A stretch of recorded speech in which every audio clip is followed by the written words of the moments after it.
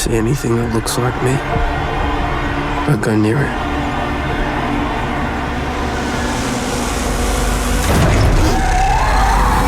It is Matt from WatchMojo. Oh my god, it's the voice. You do it, don't you? Yeah. I'm one of the team, yes. Oh my god, that's insane. This is like WatchMojo, like when I was younger on YouTube watching the top 10 countdown things. Childhood memory.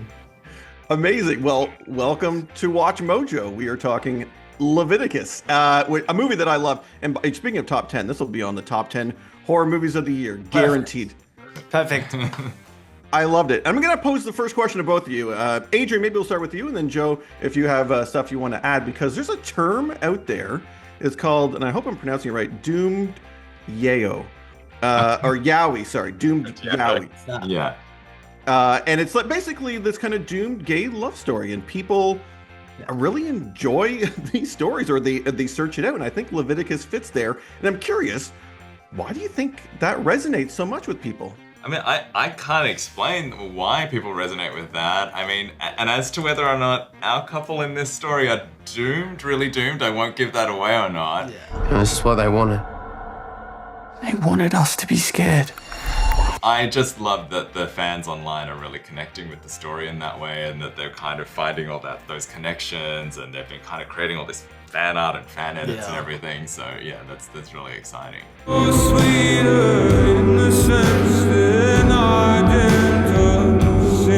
Joe, why do you think people gravitate to stories like this one? I guess queer media there isn't a lot of queer horror, and I think maybe people are gravitating towards this type of film and TV is because we don't often see it much, and it's kind of reflecting on this thing that it's like, yeah, people do want to see gay media, right? And I think that's kind of being recognized. So hopefully in the future there'll be more things like this that people can watch and gravitate towards, because I think there's obviously a lot of straight media out there, and there is gay media in history and whatnot, and I think that's probably why people gravitate towards stuff like that, because it's not often as publicized or seen. So yeah, I think hopefully this film can play its part in pushing that agenda into the world. There's nothing you like about this place.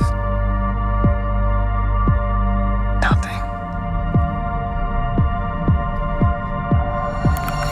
Yeah, I mean, and you're not wrong. I mean, between this and everything else, heated rivalry. I mean, there's people that want to see stories like this involving gay love, especially. So, very cool. Joe, I'll stick with you because your horror resume. I mean, you're now in two of my favorite horror movies. I mean, I like you.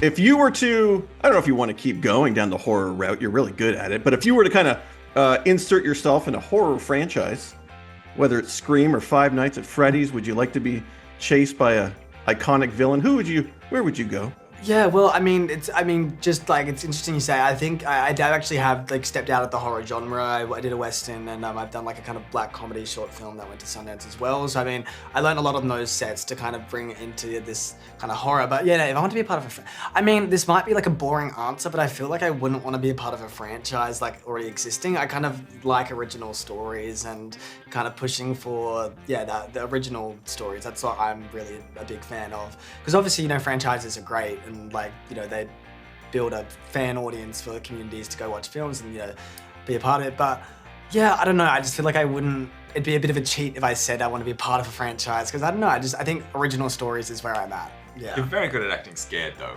so it's a good fit for you. Well, Hey! No, stay the away from me! You saw it, didn't you? What did it look like? well, and maybe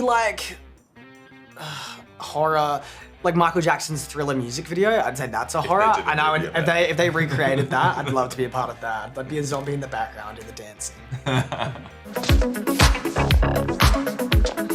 Amazing. Okay, well, this brings me to my last question, which is a great segue here because Adrian, we're having a moment. Indie kind of Gen Z horror. I mean, just look at the box office numbers. I'm curious your take. I don't want to call it a revolution, but it's a shift. I feel like there's a shift happening.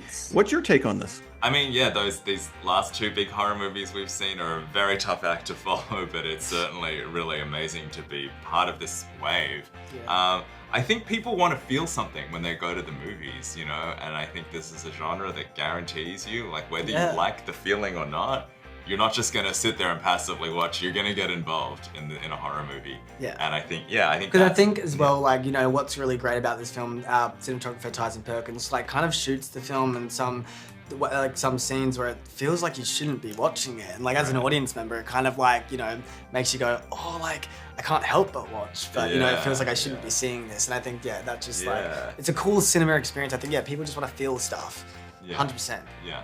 Amazing. Well, they're going to feel stuff with this movie. Thank you so much for your time today, guys. Really appreciate it. And we'll see you in our top 10 horror movies of the year. See you there. Thank you.